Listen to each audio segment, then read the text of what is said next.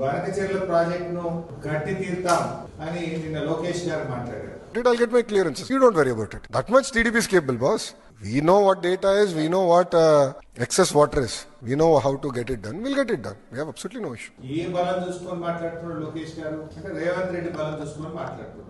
ఢిల్లీలో బీజేపీ మా చేతుల్లో ఉంది, మేము ఏం చెప్తే బీజేపీ ప్రభుత్వం ఆ పని చేస్తుందని మా చేతిలో ఎంపీలు ఉన్నారు గనక, కేంద్ర ప్రభుత్వం మా చేతిలో ఉంది గనక ఖచ్చితంగా మేము ఆడిందే ఆట పాడిందే పాట అని ఒక ధైర్యంతో ఇలా లోకేష్ గారు మాట్లాడుతూ ఉన్నారు. మరి లోకేష్ గారు ప్రాజెక్ట్ కట్టి తీర్థం, అనుమతులు తెచ్చి తీర్థం అని ఆయన మాట్లాడితే రాష్ట్ర కాంగ్రెస్ ప్రభుత్వం ఎందుకు ఈ రోజు ఇప్పటివరకు స్పందించలేదు? ఎట్లా కడతావు, మా తెలంగాణ హక్కుల సంగతి ఏంది అని ముఖ్యమంత్రి మాట్లాడాడు, నీళ్ల మంత్రి మాట్లాడాడు, కాంగ్రెస్ పార్టీ నుంచి కూడా ఎవరు మాట్లాడారు. దీన్ని బట్టి ఏమర్థమవుతుంది? మీరు ఆల్రెడీ లోపాయికారి ఒప్పందం చేసుకున్నారు. మీ చీఫ్ సెక్రటరీ ఏమో గోదావరి బనకచెర్ల ఎజెండాలో ఉంటే మేము మీటింగ్కే రాము అని మీ చీఫ్ సెక్రటరీ లెటర్ రాస్తాడు.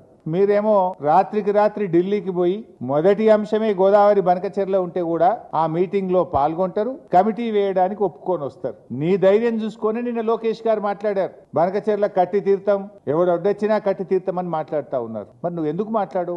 ఎందుకు ఈ రాష్ట్ర ప్రభుత్వం నోర్లు మూసుకున్నది అని నేను అడుగుతా ఉన్నా.